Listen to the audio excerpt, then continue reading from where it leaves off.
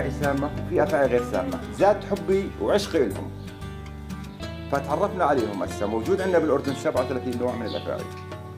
من ال 37 نوع 7 فقط سامات، 30 نوع غير سام، يعني تقدر بعيش معك بالبيت، يوالف معك الحنيش هذا، يوالف مع الإنسان. أنا بحكوا مع المواطنين إنه في عندهم أفاعي، أي مواطن بحكي ما عنده أفعى بتحرك بروح أمسكها، إذا كانت سامة بحفظها عندي، إذا غير سامة برجعها لبيئتها للطبيعة، بشرح عنها للمواطنين أو للمجتمع المحلي أو محل ما أمسك، وبرجعها للطبيعة تكون بعيدة عن السكان بحيث إنها ما تنقتل ونحافظ عليها من الانقراض.